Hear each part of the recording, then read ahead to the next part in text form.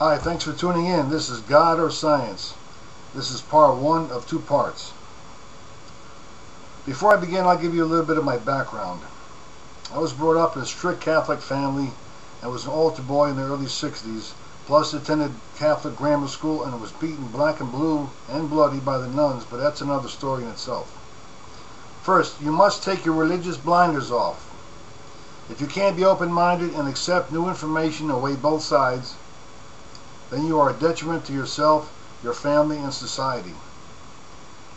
When I sat in church as a child, the priest would always say that we are born sinners, we will die sinners, and we must repent for the rest of our lives. Even at a young age, I would never agree with that statement. I thought, I'm just a little kid, I'm not a sinner. Why are you calling me a sinner? From that point in life, and until now at age 56, I still question the meaning of organized religion and God. Most all humans that believe in some type of religion believe only because that is the way they were brought up. It's no different than ignorant parents raising ignorant children or smart parents raising smart children. Now, if you were a curious person and had some doubts about religion, you would stop dead in your tracks to question or make comments regarding your faith because you had the fear in you that you would suffer in fiery hell with the devil till the end of time. Or if you follow the rules of your faith, you will live forever in a beautiful place called heaven. Heaven and hell are right here on earth, ladies and gentlemen. Religion is man-made.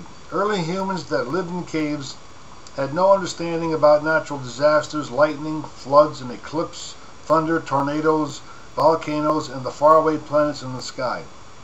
And being they had no idea why they themselves existed, or where they came from, or where they were going to, or if there was an afterlife, they could only gaze upon the stars and think that the answer to all things must be up there. God must be up there in the sky. The natural occurrences like a burning bush from lightning or anything they could not comprehend had to be signs from God.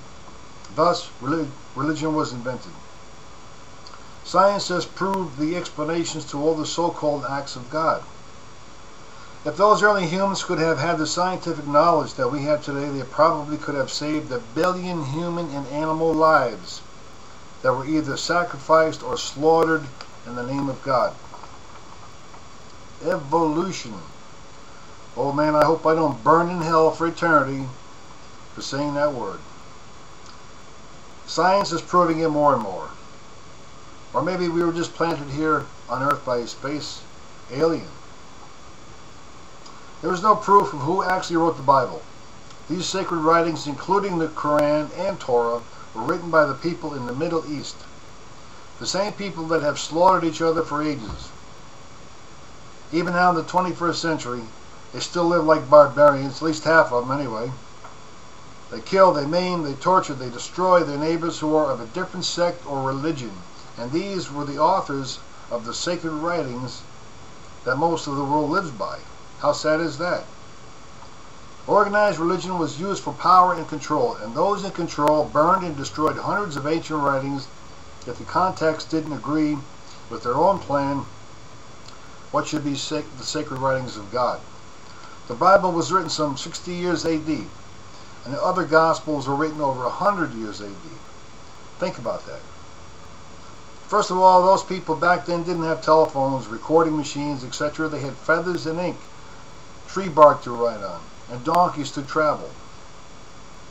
These people basically live on bread and water. I would just guess that a lot of them had malnutrition, could have been even hallucinating a little bit.